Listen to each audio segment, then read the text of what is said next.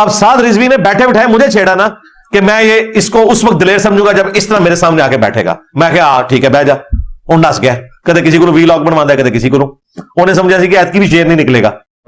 अभी रमजान में हमें इत्तेफाक हुआ इंजीनियर मोहम्मद अली मिर्जा साहब नहीं पता है ही गुमराह है की अकेडमी में जाने इस पर बात नहीं करूंगा, आगे चल। कितनी तमकनत होती सी जी इन्हां दी, नसदे जे हुण मेरे नाम तो भी, मेरे क्लिप्स तो भी। आप बड़े दलेर आदमी है सर, बड़े दबंग आदमी है। नहीं, अब आप ये कहेंगे तो वो फिर वो छट जाएगा और बात से लग जाएगा। नसे ना कहते ना शेर है जी, साद शेर को ही कहते हैं। ओ साद और तू कागजी शेर है। इंजीनियर मोहम्मद अली कमजोर और डर गए जो है, हाँ नस गए जो है। इंजीनियर मोहम्मद अली मिर्जा को आप गुस्ताख कहते हैं ना, जिन्होंने पूरी दुनिया को गुस्ताख गुस्ताख गुस्ताख आज भीख मांग रहे हैं। इंजीनियर साहब हमें गुस्ताख कहते हैं, इंजीनियर साहब हमें खत्म नबूवत का मुनकर कहते हैं। हाँ तो आडा इलाज ही मेरे को सी तो हम मिट्टी मिट्टी गल्ला नहीं समझ आती। हाँ और मैं कमजोर आदमी नहीं, बात करें यार, ये उम्मत में तो फर्क ही नहीं। मैं उनको पता था कि अगर मैं इस तरीके से बोलूंगा तो फिर वो कपड़े उतार देगा हमारे फिरके के, हालांकि उसके बगैर भी मैंने उतारने होते हैं।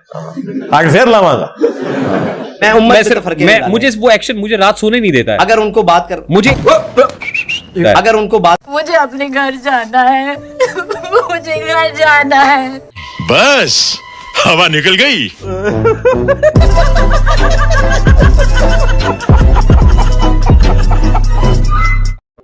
मुझे एक एक्शन रात सोने नहीं देता हुजूर, मैं चाहता हूं इसके ऊपर आपका रिस्पांस आना चाहिए। मैं उस दिन उनको काबिल समझूंगा जिस दिन वो इस तरह मेरे सामने आके बैठ के बात करें। बहुत जबरदस्त। उनका जो मर्द होते हैं ना, उनका पता चलता है जब मैदान में उतरते हैं।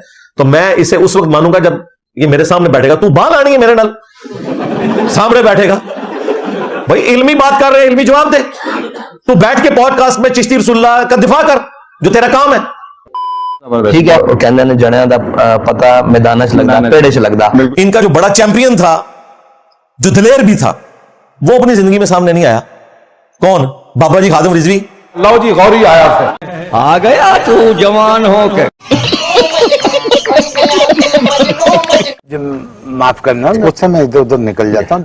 उस तरफ वापस आए। ठीक है जी, जिस दिन उन्हें दिल होवे और बड़ी दूर ही गल है साढ़े तक तक कोई साढ़े बाल ना भी बह गए ना सामने, तो फिर उस दिन गल होएगी। ये तो बड़ी दूर दी गल है। तू जड़ा बन ते हुण कर तैयारी, नहीं तो मैं वही तेरे अब्बा जान वाली गल करांगा कि तू सब तो बड़ा जलील है कायनात है। हाँ जाहिर है, खुद चैलेंज करके भागा है ना। हाँ करछिया। उन्होंने कहा, हाफिज साद रिजवी साहब ने टांग पे हाथ मार के जानों पे हाथ रख के कहा था मैं तुम्हें चैलेंज करता हूं। और फिर मैंने कहा मेरी एकेडमी में आओ, तो क्यों नहीं आए? डर गए, दबक के बैठ गए। तो चैलेंज तो इसने खुद किया था ना, मैंने तो नहीं सिखा कि तू आगे कीमे वाली मशीन पे चढ़ जा। हाँ, ये खुद चढ़ा है। आगे चलते हैं। हम कहते हैं पीछे टुरो, छोड़ें। वो नहीं है, उम्मत में तो फर्का डालने वाली बात है। बख्तम के आगे गुफ्तम नहीं हो सकता, मेहरबानी करें। हालिया दिनों में आपका तरीके लब्बैक से एक बहुत बड़ा तनाज़ा चल रहा है, मजरा क्या है ये? उन्होंने शुरू किया था, बदमाशी की उन्होंने। देखें साद रिजवी खुद बाहर आया ना, उसने कहा कि मैं इसे जड़ा उस वक्त समझूंगा कि जब यूं सामने मेरे बैठेगा। मैं उस दिन उनको काबिल समझूंगा जिस दिन वो इस तरह मेरे सामने आके बैठ के बात करें। बहुत जबरदस्त। ठीक है, कहने ने जने दा पता मैदान च लगदा, पेड़े च लगदा। इसको किसने कहा था कि ये जनाब वो इस कोबरा सांप के सामने ही बैठ के बात करे?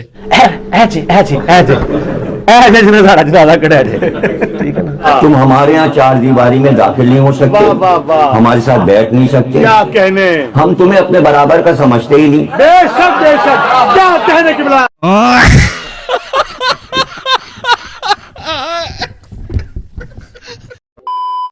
ये तो पॉडकास्ट के माइक जो है कोबरा सांप है। तो मैंने वो बात पकड़ ली कि ठीक है यार, तू अगर अमीर है, मुझे फायदा है अगर साद रिजवी बैठे। देखें मैंने अपना फायदा देखना है दावत के हवाले से कि वो बड़ा है, लाखों वोट उन्होंने लिए हैं, अमीर है और मुझे खुद पुकार रहा है। देखें मैंने मुफ्ती मुनीर वाली शर्त भी खत्म कर दी थी।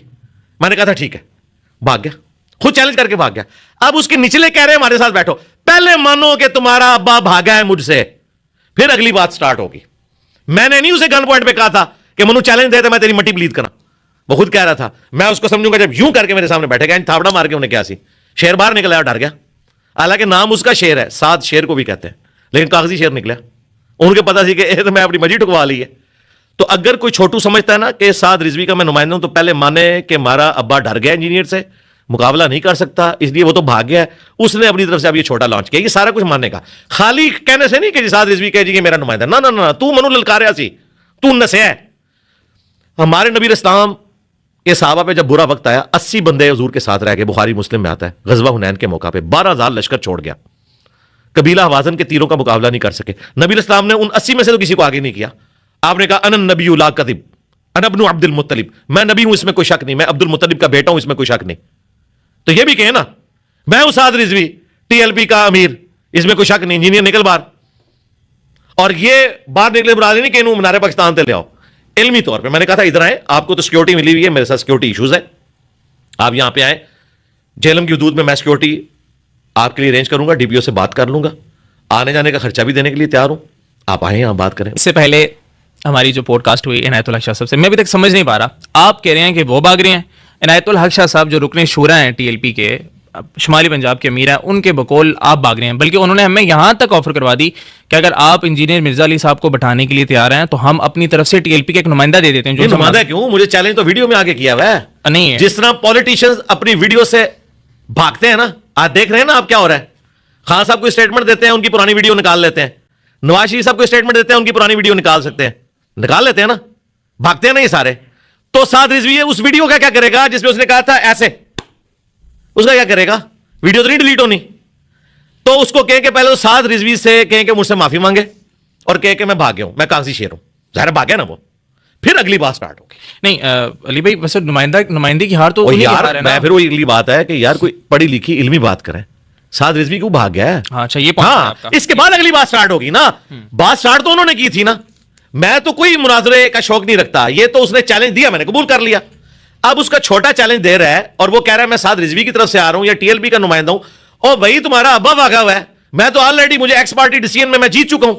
कोर्ट में अगर आप पेश ना हो तो जो पार्टी पेश नहीं ना होती वो हार जाती है, दूसरी जीत जाती है। मैं तो जीत चुका हूं टीएलपी से, दोबारा मैच क्यों खिलाना है आपने? ये अभी आईसीसी का मसला चल रहा था ना, अगर इंडिया पाकिस्तान ना आता तो इंडिया वो मैच हार जाता।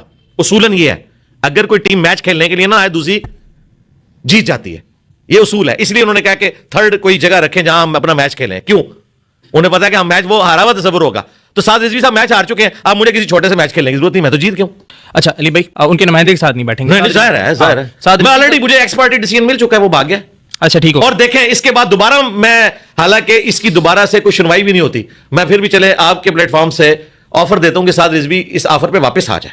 अच्छा आ जाए, अपने उस चैलेंज पे आ जाए, मैं इंतजार कर रहा हूं यहां पे, आ जाए। मतलब साद रिजवी साहब आज भी अगर आपसे मुनाजरा करने के लिए आते हैं तो आप वो क्या- खुद ने चैलेंज दिया था, मैंने एक्सेप्ट किया था, मैं कायम हूं उसके ऊपर। बस ठीक इसी के साथ आज की मजदूरी यहीं खत्म करते हैं। अगर तुम्हें वीडियो पसंद आई तो लाइक मारो यार।